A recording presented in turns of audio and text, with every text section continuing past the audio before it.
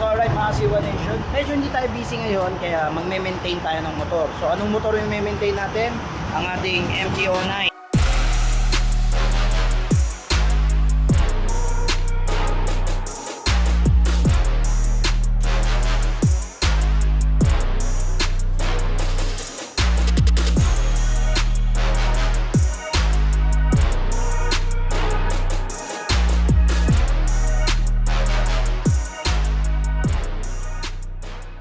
Babaklasin yung tangke, titignan natin yung air filter natin kung okay pa. Titignan din natin yung throttle body natin. So, i-flash na rin natin to. Ipakita ko rin sa inyo ano yung compatible na langis. Pag-usapan natin yung mga API, JSO, MA, at MB para malaman nyo ano yung mga ilalagay yung langis sa motor niyo. So alright mga C1 Nation, dito tayo sa phase 2 na ating maintenance. Silipin natin dito ngayon kung buhay pa yung spark plug. Yun! Pag may mga loob-looban dito sa mga motor niyo sa ginagawa namin, pinapasok namin yung camera na yan. So make sure ano yung tools, ano yung kailangan gawin sa loob. Boroscope ang tawag dito. Iyon! Ano, buhay pa? Puta. Ang ganda ng sunog. Ganda ng sunog. Dahil yan sa malupit nating langis. Hindi nyo yung sunog, oh. Kalawang. Oh, kalawang. Pantay-pantay, oh. Parang di pinol system. Ganda ng piston. Ay, di, may mancha yun, oh. Doon sa kanan, mas. Ayun, oh, may mancha, oh. Silipin mo yung dalawa. Gitna yan, di ba? Yan. Ayun, may mancha, oh. Ayun, oh, may dumi. So, yun yung tatargetin namin linisin using 44K treatment. Sasalpak yan dito. Papatakbuhin for 20 minutes. Then, ito pong chemical na to, halo sa gasolina. Yung gasolina po, makuflow sa loob, dudurugin niya yung dumi. And sisilipin ulit natin mamaya-maya kung nalinis na ba. Kita niyo yung tatlong piston, di ba may mancha gamit ng throttle body. So, yun yung goal natin. Kailangan natin matanggal yun.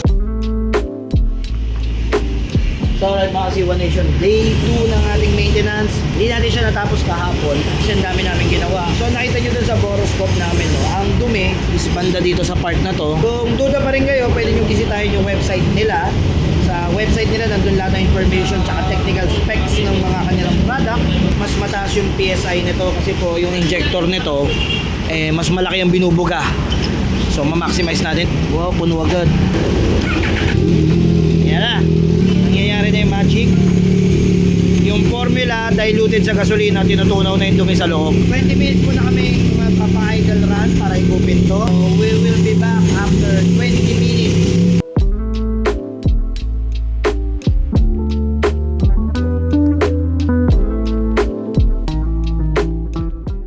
Alright mga C1 Nation, so we're back after 20 minutes.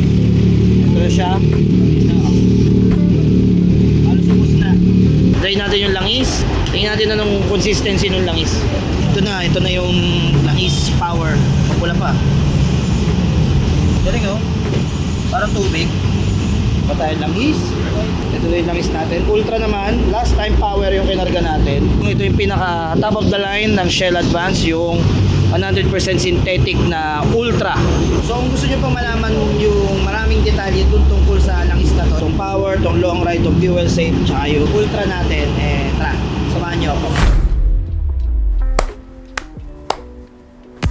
So alright mga C1 Nation, welcome sa another segment ng aking vlog, Lamang ang May Alam. So pag-uusapan natin itong mga produktong pinaglalagay natin sa ating MT-09. Ngayon, the question is, the best way po is tignan nyo po yung manual ninyo. Meron po yan sa MT-09 nakasulat na 10W40 po yung requirement nila. So yun po ay multi-grade oil. So noon, single grade lang, so 40 lang. Ngayon, multi-grade na po dahil advanced na po tayo ngayon. So meron tayong 10 at 40. Ano po yung 10? So yung 10, ginagamit po yan dun sa mga malalamig na bansa. So wala naman tayong malamig dito sa Pilipinas, pero sa mga ibang bansa, ibig sabihin, yung oil nila kayang mag-perform kahit nasa 10 temperature, kaya malamig na weather. Yung 40 naman, yun naman yung usually ginagamit natin dito sa Pilipinas dahil mainit dito sa atin. Pang tropical climate po yung mga higher viscosity at dyan sa 40, mas makapalan langis. Mas makapalan langis, mas matagal siyang lumabnaw, mas matagal nagagamit ng makina natin yung proteksyon na binibigay nung langis. So ganun, pumili ng langis. Basahin nyo muna yung viscosity at tignan nyo kung ano yung nasa inyong manual. At ang susunod nyo naman titignan yung API, SAE at JSO. Well, yung tatlong yan po ay Petroleum Organization. Ang API po ay American Petroleum Institute. Ang JASO naman po ay Japanese Automotive Standard Organization. At ang SAE naman ay ang Society of Automotive Engineers. So ano nga po yung tatlo na yan? Sila po yung tatlong nagseset ng standard. Sila po yung nagre-rate ng langis para mabasa po ng mga engine manufacturers kung ano ba talaga yung klase ng langis na pinoproduce nila. At from there, mamimili si engine manufacturer kung ano nga bang klaseng langis ang para sa motor nila. Ang problema, ang daming pagpipilian para kay Shell. Si Shell Advances maraming ino-offer sa iba-ibang klaseng mga riders katulad nitong meron tayong power, meron tayong long ride, meron tayong fuel save, at yung pinaka-paborito ng lahat, meron tayong ultra. Well, yung ultra po, ito po yung pinaka-top of the line. So, lahat po ng special skills ng oil nito ay pinagsama-sama at nandito na sa Shell Ultra. Meron tayong second option na fully synthetic, divided kung paano magmaneho ang mga iba-ibang klaseng mga riders natin. Lahat yan may iba-ibang attribute. Unahin natin si fuel save. According sa datasheet ng Shell, ang fuel save can guarantee you additional 5 kilometers para sa iyong gas consumption. Yan ang kayang gawin ng fuel save. At dito naman, sa long ride, ito, pinaka-paborito ko to. Bakit kamo? Ang long ride is capable up to 6,000 kilometers. So, masyado pong mataas yun. Sinadya nilang i-formulate na umaabot yung langis na to for long ride, na hindi masyado nagbabawas. At ito naman, ang power para sa mga matutuling magpatakbo. So ano nga bang capability nitong power? To protect our engine sa mga maximum performance. Yung mga mahilig sumagad, yung mga nagre-racing, nag-high RPM, yung mga kaskasero dyan, yung mga makakati sa throttle. Since yung riding habit ninyo ay lagi kayo nasa high RPM, ito yung highly recommended oil para sa inyo. So ito yung mga langis na pinili natin. Siyempre, ang nilagay natin sa MT-09, ito yung pinaka-top of the line, yung Shell Advance Ultra. So nakapag-change oil na tayo, na-drain na rin natin siya. So that's it for our engine lubricants. Move on na tayo sa ating next product. So nalagay na namin yung langis. Bago na yung langis dyan sa loob. Throttle body naman ang lilinisin natin. Madali lang to linisin. I-spray nyo lang to hanggang mapura yan. Dapat yan makintab.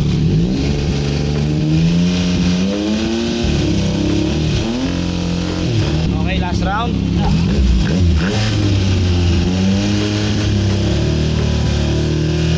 Tapos na tayo. Pwede nating isara to. Change oil, throttle body, piston, yung engine refresher natin na chemical from PG. Malalamigin natin. Tapos tinignan natin yung before and after ng piston. Alright mga zero lection. So third day ng gawa natin dito. Pinatuyo na namin. Pasak na uli natin yung camera natin sa loob. Tingnan natin ano nangyari. The moment of truth. So unang butas. Yun, ang piston. Ikot mo nga pre, wala na oh. So ito yung piston number 1. Ito ang resulta ng piston number 2. Piston number 3. Yun oh, kitang-kita rito, linis oh. Yan ang piston number 3 natin. Satisfied naman ako mismo. Nalinis, na-refresh without backlash. Ito pong ginagamit namin is ano lang to, Band-Aid solution. Satisfied na ako sa ganung maintenance na pati yung loob, diba, na-refresh na walang binabaklas.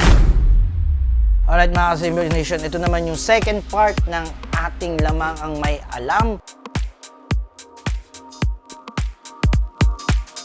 So, ito, meron tayong BG products dito. Well, ang BG po is a company coming from USA sa Kansas, Wichita. Sila po yun, yung buong company na yun. Well, sila po yung provider ng mga ganitong lubricants. So, ang pinakamaganda rito na natutunan namin, kaya nitong i-perform yung duties and tasks ng fuel injector machine without dismantling. Yun yung pinaka-importante rito. Bago natin pag-usapan yun at paano ko sabihin sa inyo paano nangyayari yun, isa-isahin muna natin yung mga produkto na. Ito naman po yung throttle bottle cleaning natin. Nakita nyo kung paano ko to gamitin. Ini-spray lang natin to. At ang sumunod, ito naman, yung engine flushing natin. Ano nga ba yung engine flushing?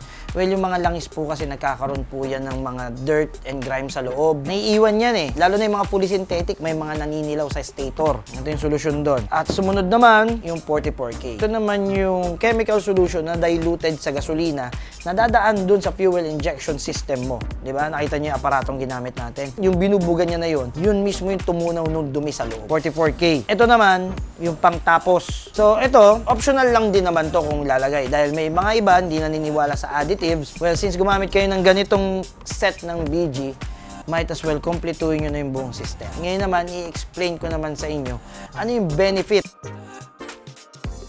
Number 1, napakadaling gamitin. I-spray mo lang. Walang dismantling na kailangan. Alam nyo ba, mga Kasiwa Nation, dyan nagsisimula ang mga faults and check engine na hindi inaasahan ng mga mekaniko. Yung mga pagbaklas at pagbalik. Number 2, since di na tayo magkakalas, ang laki ng matitipid nating oras. Spray and kabit and forget ka na lang. At ang pangatlo, pwede ka nang gumawa ng isa pang task. It takes 20 minutes and automatic application lang ito. Napakagandang lamang, lalo na sa mechanical side. At ang pangapat na benefit nito, ito, pag pinasok natin to sa sistema, from intake to hose, to combustion chamber, to exhaust, lahat yun linis. Pero take note guys ito pong solution natin na to is hindi naman po to 100% applicable sa lahat. Pero kung medyo bago-bago pa naman yung motor mo at due ka na for maintenance, ito yung the best way na pwede namin i-alok sa inyo. BG products at yung method na ginagamit namin ngayon. So that's it mga Kasiwa Nation. Nakita nyo naman na pag-usapan natin na mas detalyado ang ating Shell Advance at ang ating BG products. Lagi yung tatandaan mga Kasiwa Nation, meron tayong bagong kasabihan. Lamang ang may alam.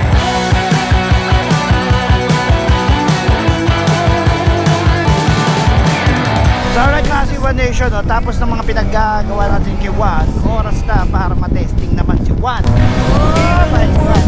So far, ang unang-unang ko napansin is yung throttle acceleration, responsive dahil bago linis ang throttle body, bago yung spark plug, bago linis yung filter. Maugalian ko na rin naman magpalinis ng throttle body. It's just so happens, ngayon kaya na namin sa 01 motor. Dati kasi sa labas pa ako.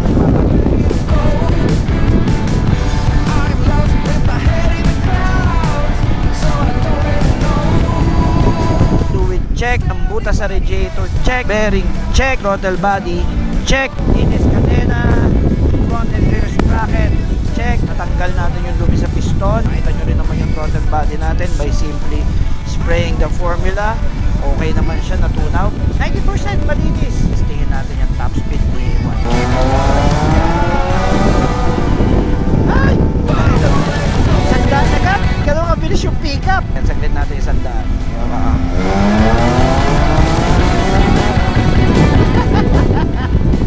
Lintik na MT-09 to. Sa whole experience ko with the BG product, ang ganda ng in-improve kumpara dun sa before niya. Ngayon, mas okay na talaga siya. Tinatawag ko tayong wear and tear, kaya ang kailangan natin ng maintenance. At yung maintenance na yan yung magbabalik sa motor natin ng proper power niya. Maintenance is the key. Sobrang convenient yung tinuro sa aming process ngayon. Walang baklas. Akala namin pwede lang sa underbone.